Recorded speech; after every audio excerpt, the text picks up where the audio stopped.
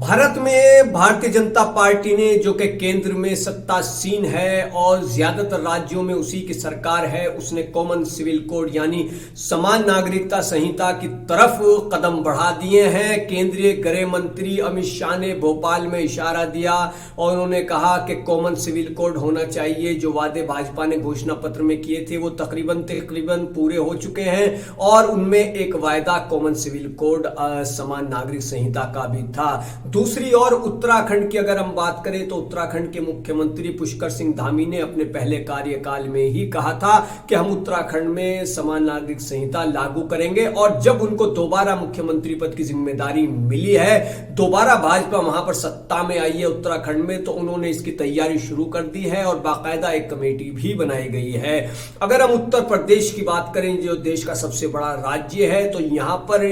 Deputy CM Keshav Prasad Maurya ने भी इशारा दे दिया है। उन्होंने अभी हाल ही में एक मीडिया चैनल से बातचीत के दौरान ये कहा कि एक कानून सभी के लिए होना चाहिए, सभी मामले एक ही कानून के दायरे में आने चाहिए। अब आपको ये बता दें कि कॉमन सिविल कोड समान नागरिक संहिता आखिर है क्या और इससे क्या बदलाव आएंगे अगर ये लागू होती है। दरअसल अब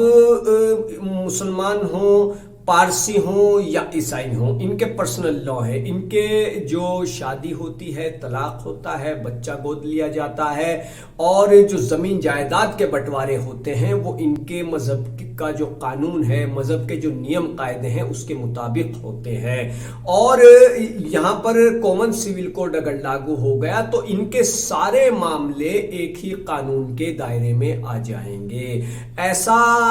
ये माना गया है। और जो लोग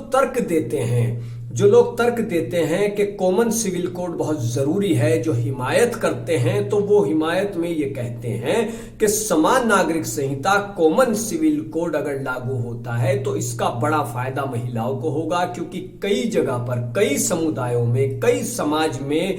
महिलाओं के अधिकार उतने नहीं हैं जितने कॉमन सिविल कोड यानी एक कानून बनने के बाद हो जाएंगे। इसको आप ऐसे समझ लीजिए कि अभी कहीं पर पिता की संपत्ति में बेटी का इतना हक है, दूसरे मजहब में ज्यादा हक है, और जब कॉमन सिविल कोड लागू हो जाएगा तो फिर सभी जो मामले हैं वो एक ही कानून के दायरे में आ जाएंगे। अब इसका जो विरोध है, अगर हम विरोध की बात करें तो देश की कई प्रमुख संस्थाएं, देश के कई प्रमुख बड़े नामचीन संगठन जैसे जमीयत उलेमा हिंद और all India Muslim personal law board समेत कई बड़े संगठन इसका विरोध ये कहकर के करते हैं कि ये हमारे धार्मिक मामलों में दखल अंदाजी होगी, हमें पर्सनल लॉ का इख्तियार संविधान ने दिया है। दूसरी ओर ये कहा जाता है कि संविधान के अनुच्छेद 44 के अंदर सीधा